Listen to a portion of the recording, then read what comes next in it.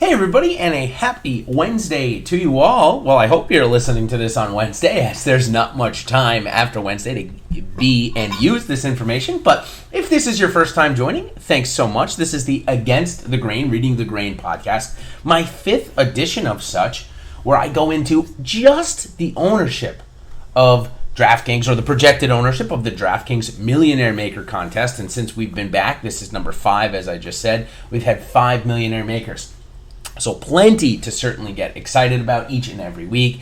And of course, the Millionaire Maker is not the only contest out there, nor is it the only contest in which these ownerships can be a guide for. And I'll talk about that a little bit coming up here in the show. So again, if this is your first edition, I strictly go over ownership. If you're looking for more statistical-based information, check out my Fit and Form podcast that I posted yesterday, where I go into in-depth about the strokes gained, the course history, and the recent form of almost all the golfers in the field. And then, of course, my Opening Tee podcast, where I give you all of the information you need to know for this week, upcoming, and some information on last week. So let's jump right into this. But before I do, of course, I want to thank my sponsor for this podcast, SuperDraft. And SuperDraft, the daily fantasy sports, has arrived. Experience SuperDraft's game mode multiplier. Say goodbye to salary restrictions and hello to lineup freedom. That means you can put in whoever you want into your lineup.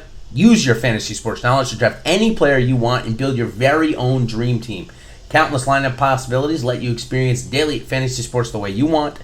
SuperDraft offers contests right now for PGA, NASCAR, and MMA, so you can enjoy DFS all year round, especially when NFL and NBA come back. Sign up for SuperDraft today using promo code Awesemo10 so that you get your first deposit of $10 or more free. You're going to get $10 on top of that, and then you're going to get a free $20 in super cash with your first deposit of $100 or more.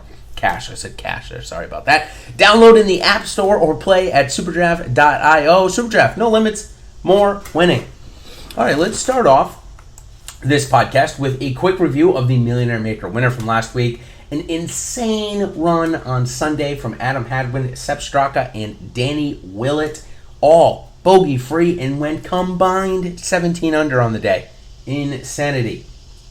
Must have blasted that guy up from like the mid 500,000s place to all the way up to first.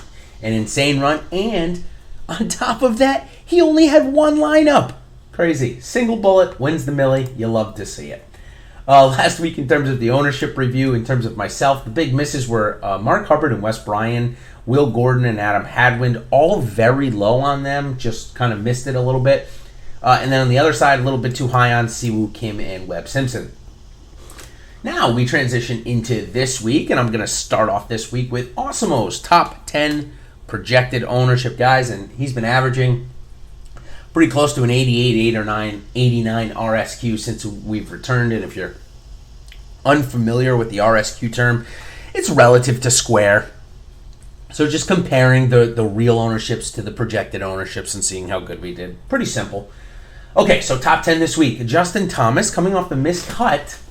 Looks like he's going to still push about 20% owned. He's got a couple of top 10s here, a couple of missed cuts as well, so interesting. Hideki Matsuyama, after the good week last week, after he made the cut on the number and had a good weekend, he's coming in close to 20%. The defending champion of the golf course, not the event, Patrick Cantlay, also coming in the high teens. Xander Schauffele, John Rahm, also in the high teens.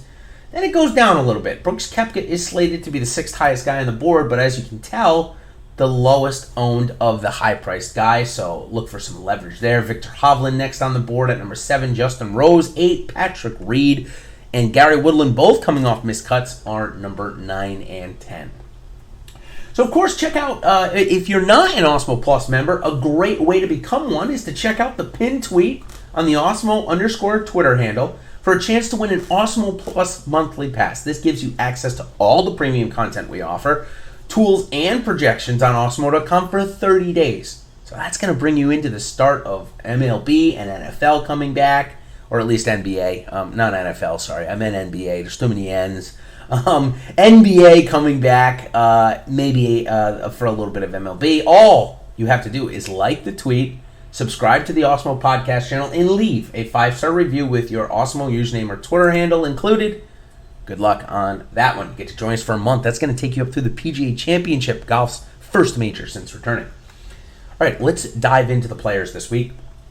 Above 10K, we got 6 golfers again. So this is the maybe third or fourth week in a row where DraftKings has done that. I like when they do that. I think it spreads out the ownership up there. There's no real chalk. I guess unless it's a field like last week where Bryson DeChambeau was the clear-cut and away favorite. That created a little bit of an ownership bubble. Not this week, though. We've got 6 guys, a total ownership of 105%, so an average of somewhere around 15 or 16. I kind of just mentioned most of them in the top 10 projected by Awesemo this week. We got JT, Hideki, Cantlay, Xander, all at the top, then maybe a little bit below them with Rahm and Koepka. I think your way to get leverage in this spot here is through Brooks Koepka, but maybe more specifically in the limited entry or single entry contest. I think that in a single entry, a lot of people are going to want to start with something like a Justin Rose, maybe a Patrick Reed, maybe even Victor Hovland, and unlikely to choose Brooks over any of the other 5 guys priced above 10K, which should bring his ownership down maybe even below 10% in some of those single entry contests. Again, for the Millionaire Maker, I don't expect it to do this, but certainly for the limited entry contest, I think there's an opportunity to get some leverage there. When we move down to the 9 to 8K range, which maybe is the second golfer in your lineup, or maybe first, depending on the way ownership shakes out, or the way pricing shakes out for you, the way you want to build. We've got 15 guys, total ownership of maybe close to 200% this week. I believe the top owned golfers from this price section are going to be some golfers that actually have missed the cut recently, as in Patrick Reed and Gary Woodland. But then I think you're going to get plenty of people rushing back into Justin Rose, who also missed the cut, I believe, in his last start at the TPC River Highlands at the Travelers. And Victor Hovland, who's 9,500, working on 4 straight top 25s, and is now priced above Colin Morikawa. Very interesting. Who's next on my list here? I have him as one of the question marks this week, along with Matt Kuchar. Matt Kuchar has been lackluster since the return. And while Colin Morikawa had a second-place finish in his first start, has been very poor in his last 2. I suspect that'll bring ownership between the two of them, total of 25%, maybe about 13 for both of them. One of the guys that's gotten a lot of trend this week and a lot of tout around the industry has been Mark Leishman. So I suspect Mark Leishman's ownership to kind of trend higher as the before lineups lock tomorrow morning. He's coming in around 15%. The leverage spot here in this range, what a surprise, it's Jordan Spieth yet again, as it looks like majority of the people don't want to play him on a golf course that isn't Colonial. And he's 8,600, so he's not 8,000 now, a little bit more expensive. Expected him at 10% along with Joaquin Niemann coming in at 10% as well. But Matthew Wolff seems to be the clear cut in a way.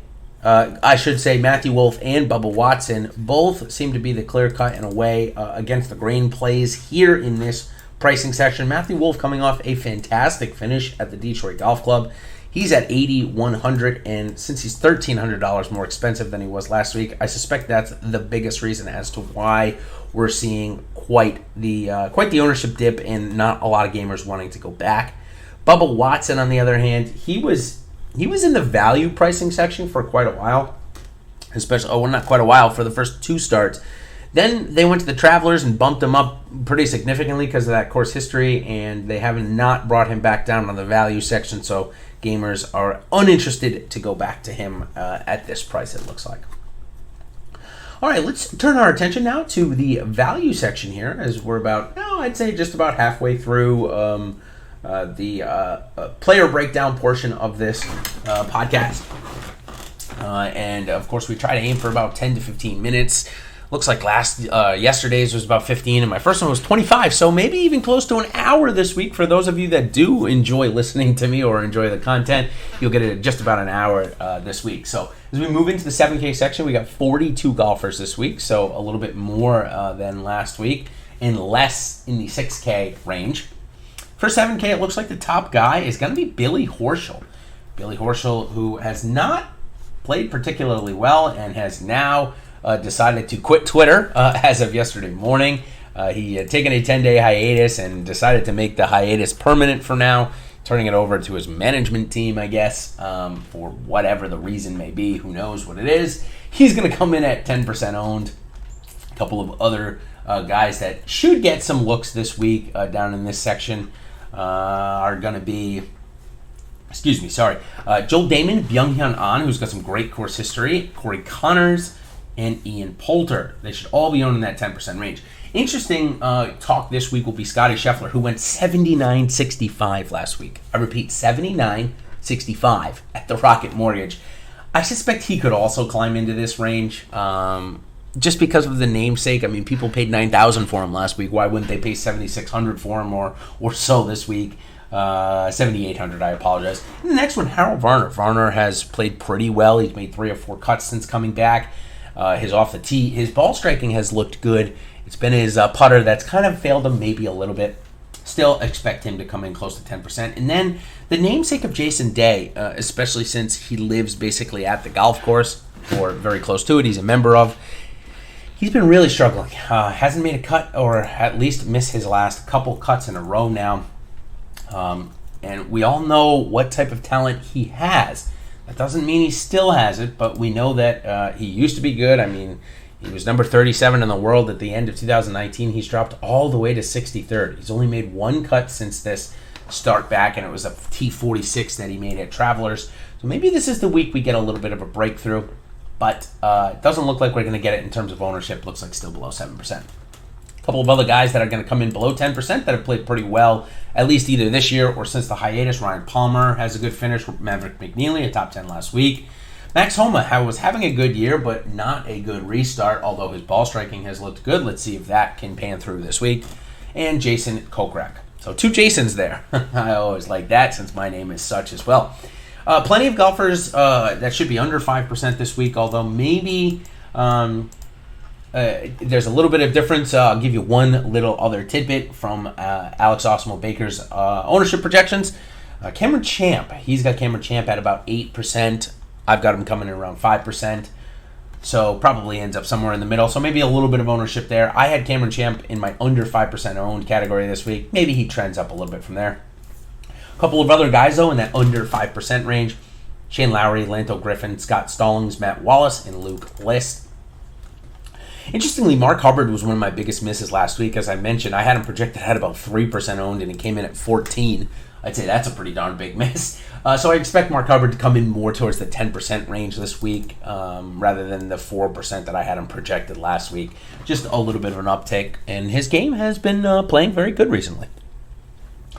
All right, we'll move on to our last section here before we go into a little bit of SuperDraft multiplier segment, which I do at the end of this podcast each and every time. Just give you guys 2 pieces of pivots that I look for.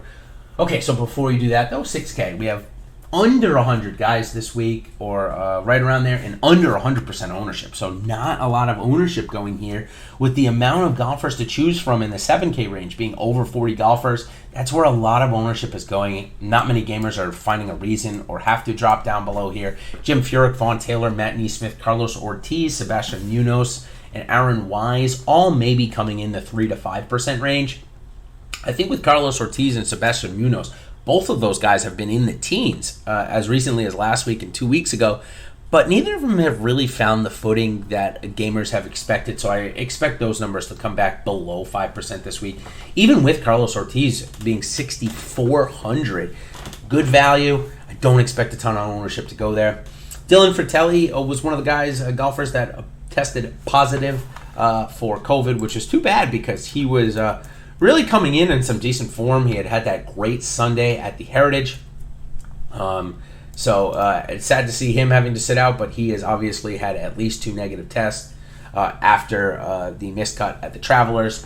So he's kind of your feast or famine guy. I like looking at him. He's either a guy that you're going to find out is going to end up in the top 30 or is going to miss the cut. So hopefully it's going to be the former this week. Okay, a couple of other golfers that I expect to see at least some ownership. Harry Higgs. He's been coming unpopular name. Sam Burns has been turning it on recently. I expect him to be looked at a little bit. A couple of other guys. Richie Wierenski had a good week last week. And Henrik Norlander certainly seems to be the trendy, popular play of this week below 7K. So look for Henrik Norlander, especially in those limited entry contests, actually to maybe even coming close to 10%. The ownership projections are not even going to come close to that, as Norlander has not been owned by anybody, barely ever. But with his ball striking looking so good the last couple of weeks, I suspect a lot of people to try and go to him as a safety net down here. All right, so thank you again for joining. We have one more quick little segment, but before we get to that, make sure you follow us on Twitter. Check out the pinned tweet, as I just mentioned. Of course, like and subscribe to the podcast. That makes me know that you enjoy the content and that you're getting good use out of it.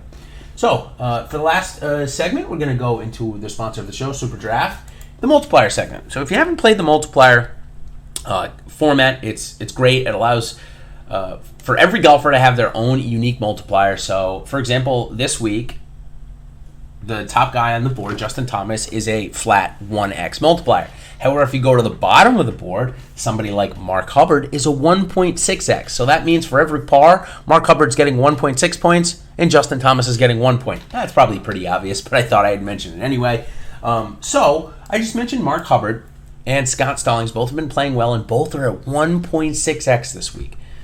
If you're looking to get leverage, if you're looking for a pivot and hope that both of those guys miss the cut, and that would probably mean somewhere like 30 or 40% of the lineups would not have 6 of 6. A way to do that and to pivot off of them might be to somebody like Scott Harrington, who had a great week hitting greens last week and seemed to be coming along decently, and Peter Malnati, who had a great round one, shot 5 under and shot 1 over on that second round, missing the cut. But seems like he's trending in the right direction, so look at Peter Malnati. All right, that's going to do it for the 5th edition of the Against the Grain, Reading the Grain podcast. Of course, if you're looking for more information on the types of plays or how I'm going to use this information and what plays I'm going to make based off of it, of course, become an Awesemo Plus member and check out my Winning Element article. That's going to be coming out here in a couple of hours. Also, be sure to check out, if you're a betting guy, be sure to check out my 3-ball video, which last week I had a huge week on the betting side, knocking through a couple of top 10s, a couple of top 20s, a head-to-head bet, a winner bet. So it was a good week for me there. Check out my 3-ball video. And of course, if you're a data guy and you want to know what I'm using for data and how I use it, check out my model breakdown coming out also in about a half hour to an hour here. And then we wrap it all up tonight. Ben Raz and I, live before lock. We've got so much to talk about, including Brooks Koepka versus Bryson DeChambeau again. What does that mean for Brooks Koepka's play this week? And so much more. So check us out tonight, 8:30 on the Awesemo YouTube channel. So until then, everybody, thank you for coming by and listening to this Against the Grain podcast. And we will see you on the other side. Cheers.